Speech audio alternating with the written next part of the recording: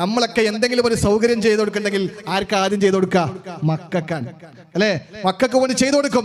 അല്ലാഹുവിന്റെ റസൂൽ സല്ലല്ലാഹു അലൈഹി വസല്ലം പറയാണ്, യാ ഫാത്തിമതു ഖിത്അതു കബ്ദി അൻഖിദി നഫ്സകി മിനന്നാർ. ഫാത്തിമ, നിന്റെ ശരീരത്തെ നരകത്തിൽ നിന്ന് നീ എന്നെ കാക്കണം കേട്ടോ. നാളെ പിറ്റേന്ന് വന്നിട്ട് മഹ്ശറ സഭയില് ഞാൻ മുഹമ്മദ് മുസ്തഫ സല്ലല്ലാഹു അലൈഹി വസല്ലമയുടെ മോളാണ്, അതുകൊണ്ട് എനിക്ക് അങ്ങോട്ട് സ്വർഗത്തിലേക്ക് പോകാനുള്ള അവസരം തരും എന്ന് പറഞ്ഞാലൊന്നും അവിടെ പരിപാടി നടക്കൂല.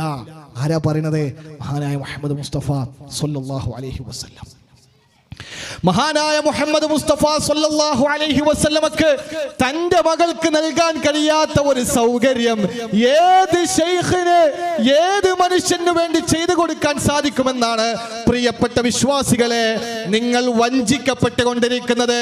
അഫലാ യഅഖിലൂൻ, നിങ്ങൾക്കൊന്ന് ചിന്തിച്ചുകൂടെ? അഫലാ യദ്കുറൂൻ, നിങ്ങൾക്കൊന്ന് മനസ്സിലാക്കിക്കൂടെ? അല്ലാഹുവിന്റെ റസൂൽ മുഹമ്മദ് മുസ്തഫ സല്ലല്ലാഹു അലൈഹി വസല്ലമക്ക് പരലോകത്തെ മഹദിയായ ഫാത്തിമ റളിയല്ലാഹു അൻഹക്ക് വേണ്ടി ഒരു ശുപാർശ ചെയ്യുവാൻ സാധിക്കില്ല എങ്കിൽ പ്രവാചകനേക്കാളും വലിയ ശൈഖുണ്ടോ പ്രിയമുള്ളവരെ?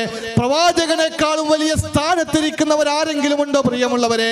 ആ പ്രവാചകന് പോലും സാധിക്കാത്ത ഏത് ശൈഖിനാണ് പ്രിയമുള്ളവരെ അല്ലാഹുവിന്റെ പക്കൽ ഇതിനേക്കാളും വലിയ ഉന്നതമായ സ്ഥാനം?